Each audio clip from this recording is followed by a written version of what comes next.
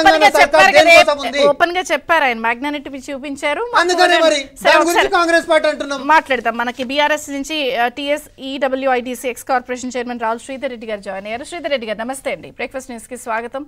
So ఈరోజు assembly వేదికగా గత ప్రభుత్వ హయాంలో మీరు ప్రాజెక్టుల్లో చేసినటువంటి అవకతవకాలు లేకపోతే కుంభకోణాలు అవనివ్వండి, అన్ని విషయాలు పూర్తి స్థాయిలో ప్రజా పరిపాలనలో భాగంగా అసెంబ్లీలో ప్రజల ముందు ఉంచడానికి కాంగ్రెస్ సిద్ధమవుతోంది. అలాగే ఇప్పుడు మీరు ఏపీ సీఎంతో ఏ స్థాయిలో కుమ్మక్కయ్యారు, దానికి ఓపెన్ గానే జగన్ గారు చేసిన కామెంట్స్ ని కూడా చూపిస్తున్నారు. ఏం చెప్తారు మీరు? ఇప్పుడు ఖచ్చితంగా చూపించమని చెప్పండి, దాంట్లో నుంచి కూడా వాస్తవాలు తెలుస్తాయి కదా. కాకపోతే ట్విస్టెడ్ ఇన్ఫర్మేషన్ లేకపోతే అబద్ధాలు, అడ్జస్టెడ్ ఇన్ఫర్మేషన్ చూపించే ప్రయత్నం చేస్తే వాళ్ళే దొరికిపోతారు. ఎందుకంటే మొన్న కేఆర్ఎంబికి ఈ ప్రాజెక్టులు అప్పచెప్పిన విషయంలో ముఖ్యమంత్రి గారే నేరుగా తప్పుడు సమాచారం ఇచ్చి ప్రజలకు అసెంబ్లీ సాక్షిగా అంటే సెక్రటరియట్ లో కూర్చొని ఇచ్చారనుకోండి, దొరికిపోయినారు. అది వాస్తవాలు ఏంటో ప్రజలకు చెప్పినాం, రేపు నల్లగొండలో మళ్ళీ చెప్తాం. గతంలో ఇదే పవర్ పాయింట్ ప్రజెంటేషన్ మేము అసెంబ్లీలో ఇచ్చినప్పుడు ఆ రోజున ఉత్తమ్ కుమార్ రెడ్డి గారు సమాధానం చెప్పలేక వెళ్ళిపోయినారు.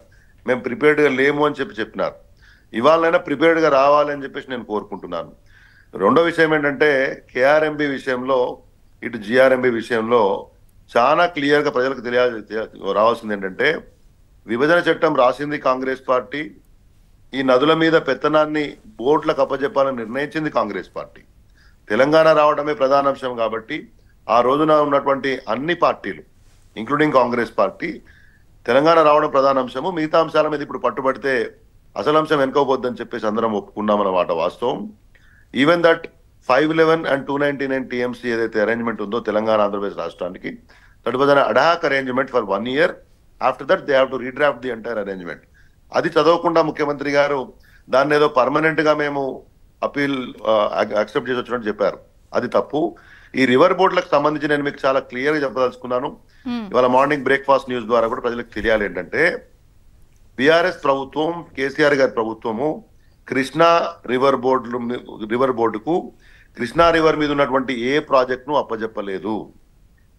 ఏదైతే రేవంత్ రెడ్డి గారు 16వ కేఆర్ఎంబి మీటింగ్, 17వ కేఆర్ఎంబి మీటింగ్ ఏదైతే వారు రిఫర్ చేసిండ్రో ఆ 2 మీటింగ్స్ మినిట్స్ లో ఏం రాసి ఉంటదంటే, the permission rather the approval oblique the concurrence from the Telangana government is awaited to hand over the projects to Krishna river board అని రాసి ఉంటుంది.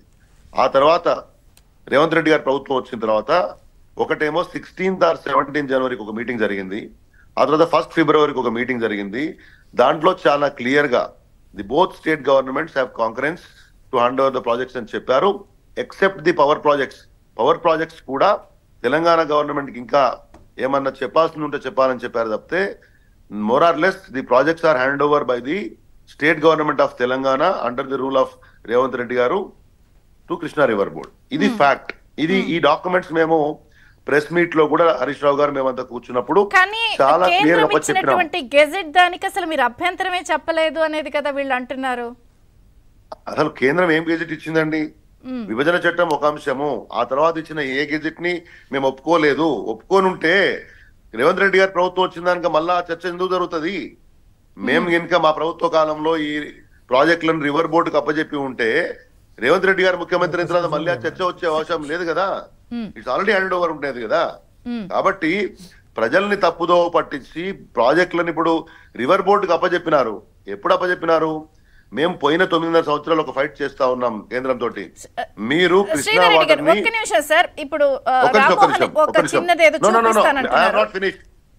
తర్వాత మాట్లాడతాను, వినండి first.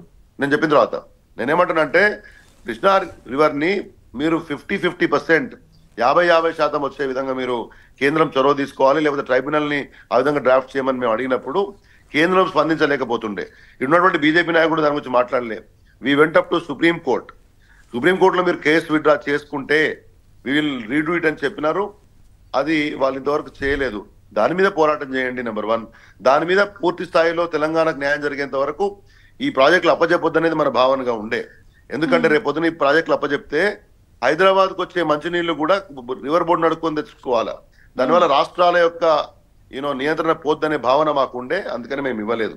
Number 3, Rayalaseema lift irrigation కానివ్వండి, మిగతా అంశాలకు సంబంధించి మేము వాళ్ళు ఏ రోజైతే జీవో ఇచ్చినారో within 1 week within 1 week we went for an appeal, we brought a stay. మేము నేషనల్ గ్రాండ్ ట్రిబ్యునల్ కూడా దాని మీద పోయినాం. కాబట్టి ఎక్కడ కూడా కేసీఆర్ ప్రభుత్వము